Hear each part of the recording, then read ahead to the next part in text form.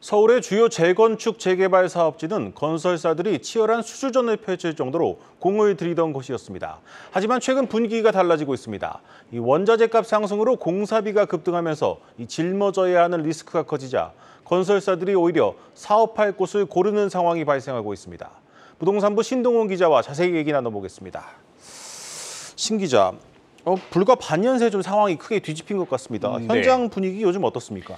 네, 맞습니다. 일단 지난해 가장 핫한 수주 지역이었었죠. 지난해 말 서울 용산구 한남 2구역 수주전에서는 이 대우건설과 롯데건설이 치열한 수주 경쟁을 펼쳤었는데요.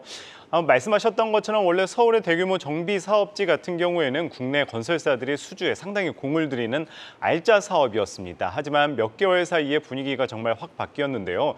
이 서울 대규모 정비 사업지마저도 이 건설사들이 선뜻 나서지 않는 모습을 보이고 있습니다.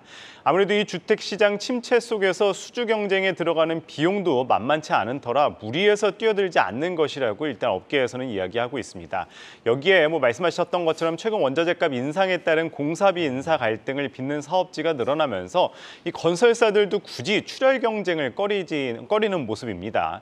이 실제 수익이 나는 사업장만 손을 대고 그렇지 않은 경우에는 들여다보지 않는다는 겁니다. 이 사정이 이렇다 보니 과거 건설사의 수주전에 웃던 정비사업조합은 요즘 건설사 모시기가 여간 힘든 게 아닙니다. 네, 대규모 사업지도 이제 시공사 선정의 난항을 겪으면서 일부에서는 아예 수의 계약으로 시공사를 계약하는 경우도 생기고 있다고요? 예, 맞습니다. 이 정비 사업 같은 경우에는 이 시공사 선정 과정에서 이 2곳 이상의 시공사가 참여하지 않으면 유찰이 됩니다. 이 2차례 이상 유찰이 된다면은 단독 입찰한 시공사와 수의 계약을 체결하는데요. 이 최근에 조사해 본 결과 서울 양천구에 위치한 약 1,600가구 규모의 신정 4구역에 이 재건축 정비 사업 조합이 시공사 선정을 위한 두 번째 입찰을 진행을 했습니다. 이 조합은 수의 계약 방식으로 시공사 선정에 나서기로 했는데요. 이 두 차례 현장 설명회에 모두 참석했었던 일단 대우건설을 우선 협상 대상자로 선정을 했었습니다. 이 올해 들어서 서울에서 이 1,000가구가 넘는 소위 대규모 사업지가 수의 계약으로 시공사 선정을 진행한 것은 이 신당 8구역에 이어서 이번이 두 번째입니다.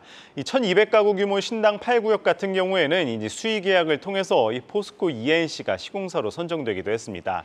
그런데 이 대규모 말고 일부 중소정비 사업지에서는 오히려 조합이 먼저 나서서 공사비를 자체적으로 올리는 곳도 있다고 합니다.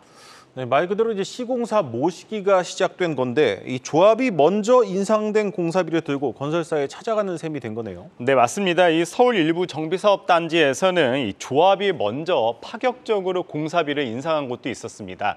이 광진구 중곡 아파트 재건축 조합 2차 시공사 선정에 나서면서 이 공사비를 대폭 올렸다고 합니다. 이 표에 보시다시피 이 조합이 이제 지난해 8월 1차 시공사 선정에 나섰지만 이 공사비 인상 등의 여파로 건설사들이 참여하지 않자 유찰된 바 있는데요.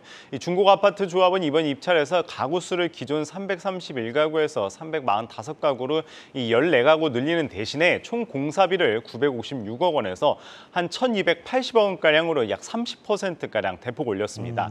이 통상 정비사업 조합들은 수차례 유찰된 이후에나 이 공사비를 상향 조정하는 게 일반적인데 이 조합은 한 차례 유찰 만에 공사비를 대폭 끌어올린 겁니다.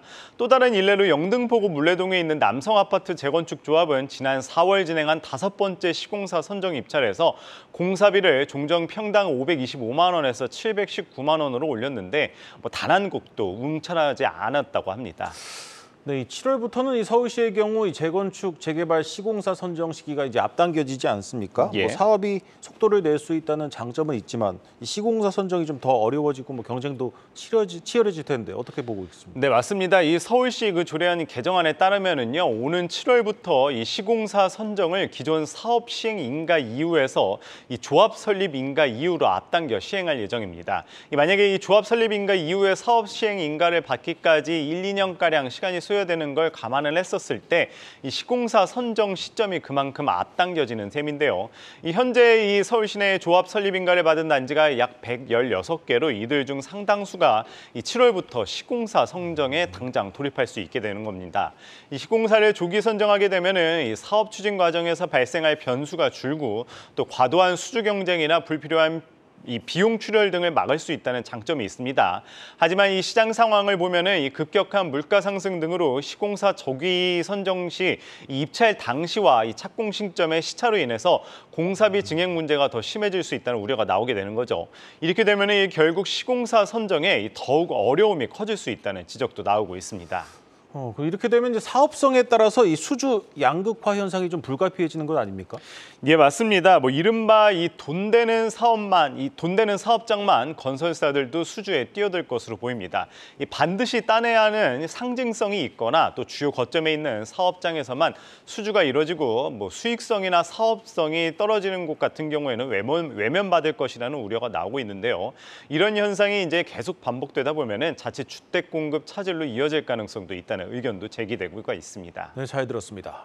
부동산부 신동호 기자였습니다.